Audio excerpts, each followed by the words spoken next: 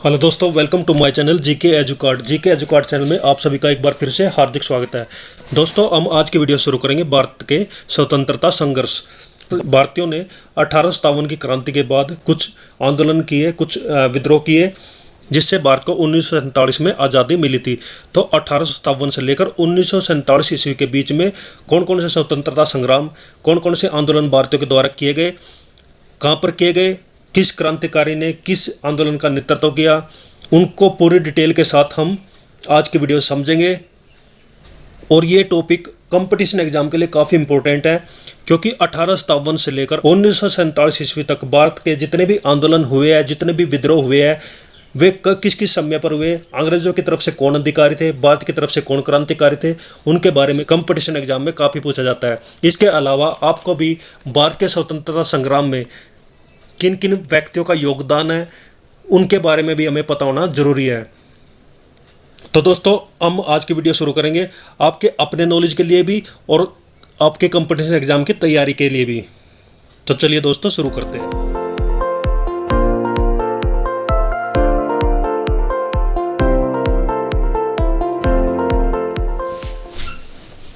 पहला अंग्रेजी विरोधी संघर्ष सन्यासियों के द्वारा शुरू किया गया था। यह किसने बताया था?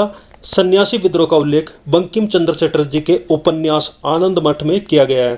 तो आनंद मठ किसके द्वारा लिखा गया था? बंकिम चंद्र चटर्जी के द्वारा, जिसमें सन्यासी विद्रोह का उल्लेख किया गया है। 1887 ईस्वी में दादा भाई नौरोजी ने इंग्लैंड में भारतीय सुधार समिति की स्थापना की थी। भारतीय सुधार समिति की स्थापना किसने की थी? दादा भाई नौरोजी ने। कहां पर की थी? इंग्लैंड में। 1887 ईस्वी के बाद ब्रिटिश सरकार का रुख कांग्रेस के प्रति कठोर होता चला गया था। 1885 ईस्वी में कांग्रेस की स्थापना हुई थी। किसने की थी? ए.ओ. ह्यूम ने की थी, जिसने भारत की स्वतंत्रता के लिए काफी योगदान दिया है। तो 2 साल तक ब्रिटिश सरकार ने इसको सख्ताई से नहीं लिया था, इसको कठोरता से नहीं लिया था, लेकिन 1887 ईस्वी के बाद ब्रिटिश सरकार का रुख कांग्रेस पार्टी के प्रति कठोर होता चला गया था। नेक्स्ट है कांग्रेस पर कुछ विशेष टिप्पणियां। तो यहाँ पर कुछ अंग्रेजों ने कांग्रेस पर कुछ टिप्पणियां की थी, कमेंट किया था, उसके बारे में पढ़ लेते हैं। डफरिन जो 1880 से लेकर 1884 ईस्वी तक भारत के वायसराय रहते हैं, उसने कांग्रेस के बारे में बोला था कि कांग्रेस केवल सूक्ष्मदर्शी अल्पसंख्यकों का प्रतिनिधित्व करती है। लॉर्ड कर्जन जो 1898 ईस्वी से लेकर 1905 ईस्वी तक भारत के वायसराय रहते हैं, उसने बोला था कि कांग्रेस अपने पतन की ओर लड़खड़ाती हुई जा रही है। उसके बाद अरविंद घोष जो एक भारतीय थे, उसने कांग्रेस के बारे में बोला था कि कांग्रेस क्षय रोग से मरने ही वाली है। नेक्स्ट है बंकिम चंद्र चटर्जी, जिसने कांग्रेस के बारे में बताया था कि कांग्रेस के लोग पदों के भूखे राजनीतिज्ञ हैं। नेक्स्ट है दादा भाई नौरोजी, दत्त और वाचा ने धन निकास के सिद्धांत का प्रतिपादन किया था। किसका? धन निकास के सिद्धांत का प्रतिपादन किया था। दादा भाई नौरोजी ने धन का पलायन सिद्धांत का वर्णन अपनी पुस्तक T and un British rule in India में किया था। तो दादा भाई नौरोजी, जिसने अपनी पुस्तक लिखी थी poverty and un British rule in India, इसमें धन के पलायन का सिद्धांत का वर्णन किया था। ये कुछ खास इंपॉर्टेंट नहीं है, आगे देखते हैं। ब्रिटिश हाउस ऑफ कॉमन्स का चुनाव लड़ने वाले सर्वप्रथम भारतीय थे दादा भाई नौरोजी। तो दादा भाई नौरोजी, जिसने ब्रिटिश हाउस ऑफ कॉमन्स से चुनाव लड़ा था। ब्रिटिश हाउस ऑफ कॉमन्स क्या है? ये ब्रिटेन का एक सदन है। जैसे भारत के अंदर 2 सदन होते हैं, एक होता है लोकसभा और दूसरा होता है राज्यसभा। जैसे भारत का लोकसभा होता है, वैसे ही ब्रिटेन का है हाउस ऑफ कॉमन्स। वहां पर पहले भारतीय जिसने चुनाव लड़ा था, उनका नाम था दादा भाई नौरोजी। इन्होंने लिबरल पार्टी के उम्मीदवार के रूप में फिंसवरी वहां का एक चुनावी क्षेत्र था, जहां से दादा भाई नौरोजी ने चुनाव लड़ा था। कब लड़ा था? 1892 ईस्वी में, और उसने इस चुनाव में जीत हासिल की थी। तो ये काफी इंपॉर्टेंट है, ये आप याद रख सकते हैं। लॉर्ड कर्जन ने 20 जुलाई 1905 ईस्वी को बंगाल विभाजन के निर्णय की घोषणा की थी। वेस्ट बंगाल जो हमारे देश का राज्य है, पहले वेस्ट बंगाल और बांग्लादेश एक ही राज्य हुआ करता था। तो 1905 ईस्वी में लॉर्ड कर्जन इसका विभाजन कर देते हैं। जो वेस्ट की तरफ बंगाल था उसका नाम रखते हैं वेस्ट बंगाल, और जो पूर्व की तरफ बंगाल था उसका नाम रखते हैं ईस्ट बंगाल। ईस्ट बंगाल पहले पाकिस्तान का हिस्सा था, लेकिन 1971 की लड़ाई में भारत ने ईस्ट बंगाल को पाकिस्तान से अलग कर दिया था, और इसका तब से क्या नाम रखा गया? बांग्लादेश। तो बंगाल विभाजन कब हुआ था? 1905 ईस्वी में। और किसने किया था? लॉर्ड कर्जन ने। ये काफी इंपॉर्टेंट है। नेक्स्ट आ जाता है बंगाल विभाजन के विरोध में 7 अगस्त 1905 ईस्वी को कलकत्ता के टाउन हॉल में स्वदेशी आंदोलन की घोषणा की थी। पहला स्वदेशी आंदोलन कब शुरू हुआ था? 7 अगस्त 1905 ईस्वी में। कहां पर हुआ था? कलकत्ता के टाउन हॉल में। किस विरोध में किया गया था? बंगाल विभाजन के विरोध में किया गया था। यह भी काफी इंपॉर्टेंट है। आगे देखते हैं। बंगाल विभाजन 16 अक्टूबर 1905 को प्रभावी हुआ, यानी आंदोलन की घोषणा की गई थी 7 अगस्त 1905 को, और यह प्रभावी कब हुआ, यानी यह शुरू कब हुआ? 16 अक्टूबर 1905 को। प्रभावी मतलब इसका असर पड़ना शुरू हुआ। इस दिन पूरे बंगाल में शोक दिवस मनाया गया। किस दिन? 16 अक्टूबर को। स्वदेशी आंदोलन में वंदे मातरम, विभाजन नहीं होना चाहिए और बंगाल एक का, इस तरह के नारे दिए गए। जैसे किसी आंदोलन में लोग इकट्ठे होते हैं तो कुछ ना कुछ नारे देते हैं। तो वंदे मातरम का पहला नारा कब दिया गया था? स्वदेशी आंदोलन में। कब? 1905 ईस्वी में, जब कलकत्ता में बंगाल विभाजन के विरोध आंदोलन किया गया था। आगे देखते हैं। स्वदेशी आंदोलन का विचार सर्वप्रथम कृष्ण कुमार मित्र के पत्र संजीवनी में 1905 ईस्वी में प्रस्तुत किया गया था। तो स्वदेशी आंदोलन का विचार कहां से आता? कृष्ण कुमार मित्र थे, उन्होंने एक पत्र लिखा संजीवनी, जिसमें स्वदेशी आंदोलन के बारे में चर्चा हुई थी। आंध्र प्रदेश के डेल्टा इलाकों में स्वदेशी आंदोलन को वंदे मातरम आंदोलन के नाम से जाना जाता है। आंध्र प्रदेश में स्वदेशी आंदोलन को क्या बोला जाता था? वंदे मातरम आंदोलन। 1906 ईस्वी में कलकत्ता में हुए कांग्रेस के अधिवेशन की अध्यक्षता करते हुए दादा भाई नौरोजी ने पहली बार स्वराज्य की मांग प्रस्तुत की थी। स्वराज्य मतलब हमारा राज्य, हमारा देश आजाद है। तो इस तरह की मांग कब शुरू की? पहली बार कब की गई थी? 1906 ईस्वी में, जिसमें कलकत्ता में कांग्रेस का अधिवेशन हुआ था। कांग्रेस पार्टी की स्थापना कब हुई थी? 1885 ईस्वी में। तो वह हर साल जो है अधिवेशन करती रहती थी। हर साल या फिर अल्टरनेट ईयर में, 1-2 साल में कहीं ना कहीं पर अधिवेशन करते रहते थे। अधिवेशन का मतलब है कि वे एक मीटिंग करते थे और उस मीटिंग में क्रांतिकारी आपस में मिलते थे, बातचीत करते थे और आगे भारत की स्वतंत्रता के लिए अपना प्लान तय करते थे। तो उसको बोला जाता था कांग्रेस का अधिवेशन। तो 1906 ईस्वी में कलकत्ता में कांग्रेस का अधिवेशन हुआ था, जिसमें दादा भाई नौरोजी ने स्वराज्य की मांग की थी। यानी कि सभी क्रांतिकारियों को बोला था कि हमारा राज्य स्वतंत्र है, हमारा देश भारत आजाद है। स्वदेशी आंदोलन चलाने के तरीके को लेकर कांग्रेस ने 1907 ईस्वी में सूरत अधिवेशन में उग्रवादी गर्म दल और उदारवादी नरम दल नामक 2 दलों में विभाजित हो गया। यानी कि 1907 ईस्वी में सूरत अधिवेशन हुआ। सूरत में कांग्रेस का अधिवेशन हुआ। सूरत कहां पर है? गुजरात में। तो वहां पर जब अधिवेशन हुआ तो उसमें कांग्रेस के जो दल थे, सदस्य थे, वे आपस में बट गए थे। किसमें? नरम दल में और गर्म दल में। गर्म दल वालों को उग्रवादी बोला जाता था, यानी वो हर काम को अग्रेसिव मोड में लेते थे, और जो नरम दल था उनको बोला जाता था उदारवादी, क्योंकि वह हर काम को संयम तरीके से लेते थे। और इस सम्मेलन की अध्यक्षता किसने की थी? रास बिहारी बोस ने। किसने की थी? रास बिहारी बोस ने। 1907 ईस्वी से आगे बढ़ते हैं। स्वदेशी आंदोलन के अवसर पर ही रविंद्रनाथ ठाकुर ने, किसने? रविंद्रनाथ ठाकुर ने, ना कि टैगोर ने। रविंद्रनाथ ठाकुर अलग व्यक्ति है और रविंद्रनाथ टैगोर अलग व्यक्ति है। तो रविंद्रनाथ ठाकुर ने अपना प्रसिद्ध गीत लिखा था अमार सोनार बंगला। तो अमार सोनार बंगला बाद में बांग्लादेश का राष्ट्रगीत बन गया। अभी जो बांग्लादेश का राष्ट्रगीत कौन सा है? अमार सोनार बंगला, जिसको किसने लिखा? रविंद्रनाथ ठाकुर ने। और भारत का राष्ट्रीय गीत कौन सा है? वंदे मातरम, ना कि राष्ट्रगान। हम बात कर रहे हैं राष्ट्रगीत की। राष्ट्रगीत हमारा कौन सा है? वंदे मातरम। और राष्ट्रगान कौन सा है? जनगण मन। आगे देखते हैं। बाल गंगाधर तिलक। बाल गंगाधर तिलक कांग्रेस के नेता थे, जिन्होंने देश के लिए कई बार जेल की यात्रा की थी। तो ये भी एक भारत के बहुत बड़े क्रांतिकारी थे। 1897 ईस्वी में राजद्रोह के आरोप में 18 माह की कारावास बाल गंगाधर तिलक को हुई थी। बाल गंगाधर तिलक जो कि गर्म दल के नेता थे। गर्म दल के 3 नेता माने जाते हैं, बाल, पाल, लाल। तो बाल है बाल गंगाधर तिलक, पाल है बिपिन चंद्र पाल और लाल है लाला लाजपत राय। तो बाल गंगाधर तिलक को राजद्रोह के आरोप में 18 महीने की कारावास हुई थी, जेल हुई थी। 1908 ईस्वी में राजद्रोह के आरोप में 6 वर्ष की कारावास फिर से हुई, लेकिन फिर से उसको 1908 ईस्वी में 6 वर्ष की कारावास दी। तो उन्होंने 1908 से लेकर 1914 ईस्वी तक बर्मा के यानी कि म्यांमार के मांडले जेल में 6 वर्ष काटने पड़े। प्लेग के समय की ज्यादतियों से प्रभावित होकर पूना के चापेकर बंधुओं ने, चापेकर बंधु जो थे दामोदर और बालकृष्णन, उसने प्लेग अधिकारियों के खिलाफ रेड एंड एयरवर्स्ट की हत्या कर दी। उन्होंने प्लेग अधिकारियों की हत्या कर दी। कौन थे? रेड और एयरवर्स्ट। इनकी हत्या किसने की? दामोदर और बालकृष्णन ने। बंगाल में क्रांतिकारी विचारधारा को वरिंदर कुमार घोष ने और भूपेंद्र कुमार दत्त ने फैलाया था। बंगाल में क्रांतिकारी विचारधारा को वरिंदर कुमार घोष ने, भूपेंद्र नाथ दत्त ने फैलाया था। तो बंगाल में क्रांति की चिंगारी किसने भरी थी? वरिंदर कुमार घोष और भूपेंद्र नाथ ने। आगे देखते हैं। 1905 ईस्वी में वरिंदर कुमार घोष ने भवानी मंदिर नाम की पुस्तिका लिखी थी, जिसमें क्रांतिकारी कार्यों को संगठित करने के लिए केंद्र बनाने के लिए जानकारी दी गई थी। 1906 ईस्वी में इन्हीं दोनों ने मिलकर युगांतर नामक समाचार पत्र का प्रकाशन किया था। तो यह थी बंगाल की क्रांति के बारे में। बंगाल की क्रांति कब हुई थी और किसने की थी?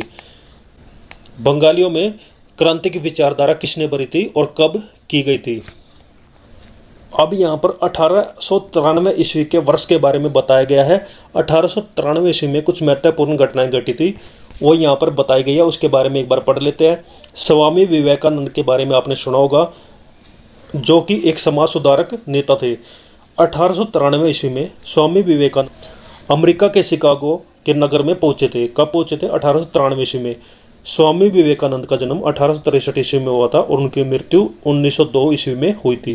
सितंबर 1893 ईस्वी में वहां पर हो रहे, कहां पर? अमेरिका के शिकागो में हो रहे सर्वधर्म सम्मेलन में पहले ही दिन उसे 2 मिनट बोलने का समय दिया गया। स्वामी विवेकानंद को 2 मिनट का समय दिया गया ताकि वे अपने धर्म के बारे में बोल सके।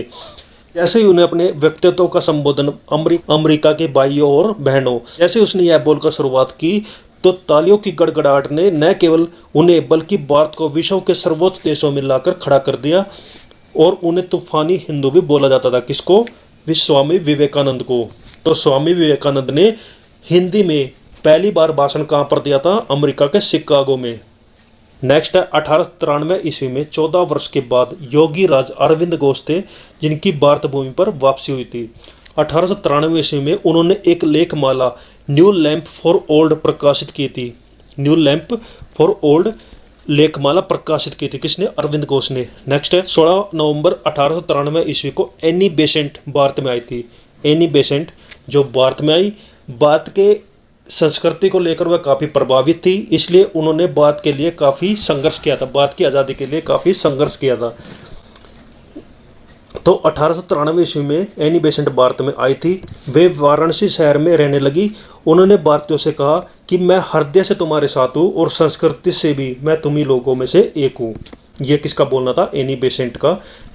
नेक्स्ट है 1893 ईस्वी में ही महात्मा गांधी अब्दुल्ला सेठ नामक व्यापारी के मुकदमे दक्षिण अफ्रीका गए थे। महात्मा गांधी, जिसने अपनी वकालत की डिग्री ब्रिटेन से ली थी, और उसने 1893 ईस्वी में अब्दुल्ला सेठ नामक व्यापारी का मुकदमा लड़ा था और इसके लिए वो कहां पर गए थे? दक्षिण अफ्रीका गए थे। तो महात्मा गांधी 1893 ईस्वी में दक्षिण अफ्रीका जाते हैं और 1915 में वे भारत में लौटते हैं। उसके बाद वो भारत की स्वतंत्रता के लिए संघर्ष करते हैं, जिसके बारे में हम आगे पढ़ेंगे। तो क्रांतिकारी गतिविधियों की दृष्टि से भी 1893 ईस्वी का वर्ष काफी महत्वपूर्ण है। नासिक में चापेकर बंधुओं ने एक गुप्त संस्था बनाई थी, society for the removal of obstacles to the Hindu religion. तो एक संस्था की स्थापना की थी चापेकर बंधुओं ने। बंगाल में पी मित्रा ने अनुशीलन समिति का गठन किया, जिसका उद्देश्य था खून का बदला खून। अनुशीलन समिति की 500 शाखाएं खोली गई। अनुशीलन समिति ने हेमचंद्र दास कानूनगो को पेरिस भेजा, जिसमें रूसी क्रांतिकारी निकोलस स्प्रांस्की से बम बनाना सीखा था। तो अनुशीलन समिति का गठन किसने किया था? बंगाल के पी मित्रा ने। इस समिति के सदस्य थे हेमचंद्र दास कानूनगो, जो बम बनाने की कला सीखने के लिए रूस में भेजा गया था। नेक्स्ट आ जाता है महाराष्ट्र में विनायक दामोदर सावरकर ने 1904 ईस्वी में अभिनव भारत नामक संस्था स्थापित की थी। कौन सी संस्था स्थापित की थी? अभिनव भारत नाम की संस्था स्थापित की थी। अभिनव भारत संगठन के सदस्य थे पी.एन. वापट। कौन थे? पी.एन. वापट। बम बनाने की कला सीखने के लिए वो भी पेरिस गए थे। भारत की स्वतंत्रता के लिए क्रांतिकारी क्या क्या करते थे वो सब आप इतिहास में यहाँ पर देख सकते हैं। महाराष्ट्र में क्रांतिकारी आंदोलन उबारने का श्रेय तिलक के पत्र केसरी को जाता है। महाराष्ट्र में जो क्रांतिकारी आंदोलन शुरू हुए थे वो बाल गंगाधर का एक पत्र था केसरी, उसमें जाता है, जो मराठी में लिखा जाता था। बाल गंगाधर तिलक ने 1893 ईस्वी में गणपति और 1895 ईस्वी में शिवाजी उत्सव मनाना शुरू किया था। जो महाराष्ट्र के अंदर गणपति उत्सव मनाया जाता है और शिवाजी उत्सव मनाया जाता है, इसकी शुरुआत किसने की थी? बाल गंगाधर तिलक ने। कब की थी? 1893 ईस्वी में गणपति उत्सव की और 1895 ईस्वी में शिवाजी उत्सव की। आगे देखते हैं, वैलेंटाइन सिरोले ने बाल गंगाधर तिलक को भारतीय असंतोष का जनक कहा गया, यानी कि बात के अंदर असंतोष फैलाने का काम बाल गंगाधर तिलक करते हैं, ऐसा किसका कहना था? वैलेंटाइन सिरोले ने। इसको छोड़ो। मास्टर से महत्वपूर्ण क्रांतिकारी पत्र काल का संपादन प्रांजपे ने किया था। तो क्रांतिकारी पत्र जिसका नाम था काल, उसका संपादन किसने किया था? प्रांजपे ने। कहां पर? महाराष्ट्र में। तो ये महाराष्ट्र के बारे में बताया गया है कि महाराष्ट्र में क्रांति की शुरुआत कैसे हुई थी और किसने की थी। यहां पर आप पढ़ लेते खुदीराम बोस के बारे में, जो काफी यंग क्रांतिकारी थे, जिसको 18 वर्ष की आयु में ही फांसी दे दी गई थी। इसके बारे में यहां पर एक छोटी सी जीवनी दी गई है, वो हम पढ़ लेते हैं। खुदीराम बोस का जन्म 1889 ईस्वी को हुआ था। कब हुआ था? 1889 ईस्वी को। कहां पर हुआ था? जिला मिदनापुर में, वेस्ट बंगाल में। तो वेस्ट बंगाल का जिला है मिदनापुर में, जहां पर खुदीराम बोस का जन्म हुआ था। उसका गांव था हबीबपुर। कब हुआ था? 1889 ईस्वी में। पकड़ने वाली पुलिस। खुदीराम बोस ने क्या किया था कि इसने भी अंग्रेजी अधिकारियों को मारने के लिए कुछ बम गिराए थे, जिसके कारण अंग्रेज की 2 महिलाओं की हत्या हो जाती है। तो इसलिए खुदीराम बोस को फांसी दे दी गई थी। तो खुदीराम बोस को किसने पकड़ा था? फतेह सिंह और शिव प्रसाद मिश्र ने। करण डफ क्या थे? अंग्रेजी अधिकारी थे, अंग्रेजों के जज थे, इसलिए वो खुदीराम बोस के खिलाफ ही अपना फैसला सुनाएंगे। सरकारी वकील थे मानुक और विनोद मजूमदार। खुदीराम बोस की ओर से वकील थे कालिदास बोस। और फांसी की तारीख थी 11 अगस्त 1908। तो एक हाथ में गीता लेकर खुदीराम बोस फांसी के तख्ते पर जा खड़े हुए थे। तो खुदीराम बोस को 1908 ईस्वी में फांसी दे दी गई थी। 1889 ईस्वी में खुदीराम बोस का जन्म हुआ था और 1908 ईस्वी में उसको फांसी दे दी गई थी, यानी वो कम आयु में फांसी पर चढ़ने वाले क्रांतिकारी नेता थे। प्रफुल्ल चाकी और खुदीराम बोस ने 30 अप्रैल 1908 ईस्वी को मुजफ्फरपुर के जज किंग्सफोर्ड की हत्या करने का प्रयास किया था। तो ये खुदीराम बोस की बारे में बताया गया है कि खुदीराम बोस ने मुजफ्फरपुर के जज किंग्सफोर्ड की हत्या करने का प्रयास किया था। कब किया था? 30 अप्रैल 1908 ईस्वी को। गलती से बम कैनेडा की गाड़ी में गिरा दिया गया, जिससे 2 महिलाओं की मृत्यु हो गई, जिसमें प्रिंगले की पत्नी थी और उसकी बेटी थी।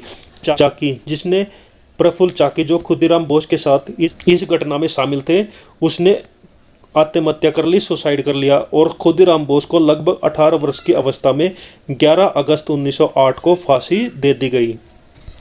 खुदीराम बोस बंगाल के क्रांतिकारियों के युगांतर दल के सक्रिय सदस्य थे। किस दल से थे वे? युगांतर दल के। युगांतर दल के नेता बरिंदर कुमार घोष भी थे। 1905 ईस्वी में लंदन में श्यामजी कृष्ण वर्मा ने इंडियन होम रूल सोसाइटी की स्थापना की थी। तो लंदन के अंदर इंडियन होम रूल सोसाइटी की स्थापना किसने की थी? श्यामजी कृष्ण वर्मा जी ने। 30 दिसंबर 1906 ईस्वी को ढाका के नवाब सलीम उल्लाह खान के निमंत्रण पर सम्मेलन हुआ।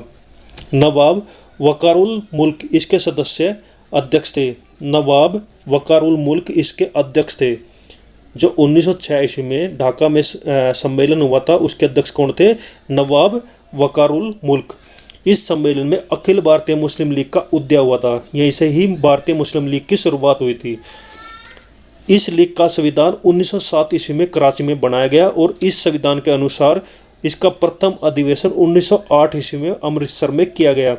मुस्लिम लीग जो कांग्रेस की तरह एक दल था, एक पार्टी थी, जिसकी शुरुआत कब हुई थी? 1907 ईस्वी में।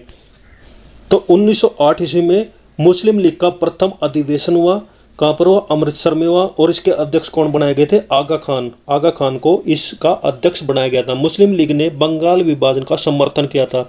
जो 1905 ईस्वी में बंगाल का विभाजन किया गया था, मुस्लिम लीग ने इस विभाजन का समर्थन किया था। तो दोस्तों ये आज की वीडियो है, इसको हम यहीं पर ही ख़त्म करते हैं। नेक्स्ट वीडियो में हम इससे आगे बढ़ेंगे और भारतीय क्रांति के बारे में पढ़ेंगे। तो दोस्तों आज की वीडियो कैसी लगी? अच्छी लगी है तो वीडियो को जरूर लाइक करें, शेयर करें और मेरे चैनल को जरूर सब्सक्राइब करें। तो दोस्तों इसका एक बार फिर से रिवीजन करिए ताकि आपको और अच्छे से समझ में आ सके। तो दोस्तों खुश रहिए, मुस्कुराते रहिए, अच्छे से पढ़ाई करिए। बेस्ट ऑफ लक सभी को। Thank you. जय हिंद, जय भारत, वंदे मातरम।